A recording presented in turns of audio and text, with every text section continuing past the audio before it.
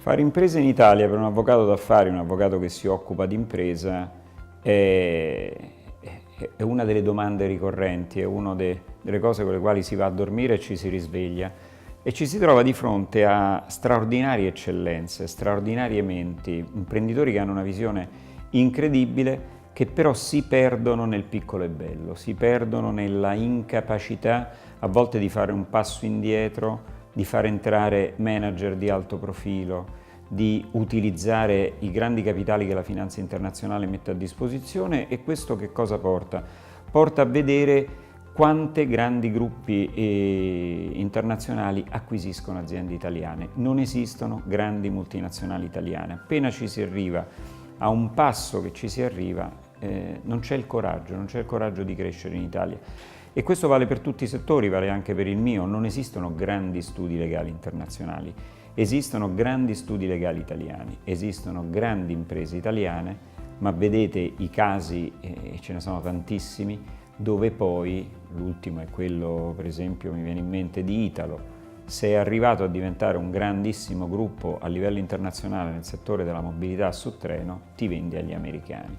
E questo vale anche per tutti quanti i grandi brand dell'alta moda, vale per tutti quanti i grandi brand italiani. Tutti gli altri continuano a faticare. Luxottica, il suo passaggio generazionale, lo sta facendo acquisendo un grosso gruppo francese, ma del quale poi diventerà parte. Il perché non si riesce a diventare abbastanza grandi in Italia è perché non c'è quella logica di inclusione, non c'è quella logica di andare a vedere l'azienda, che spesso poi è anche azienda di amici, e dire facciamo impresa insieme. Ho moltissimi casi dove si preferisce vendere a un soggetto estero, a una finanziaria estera, piuttosto che al cugino ovvero all'amico.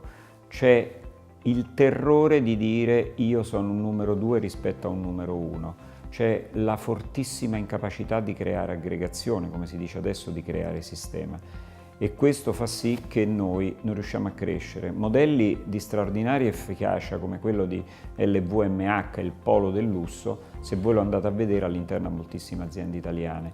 Bulgari si è venduta a LVMH perché non è riuscita a creare un polo del lusso della gioielleria italiana, e a quel punto ha lasciato perdere. Pinarello, nel settore della bike economy e della bicicletta, ha provato a fare la stessa cosa nel Veneto e poi in Italia, anche lui è dovuto capitolare ed oggi è una delle aziende che fanno parte di LVMH. Quindi eccellenze riconosciute, eccellenze tutte quante italiane, perché l'Italia è riconosciuta come tale a livello mondiale, devono andare fuori e spesso devono soccombere alle acquisizioni da parte dei gruppi esteri.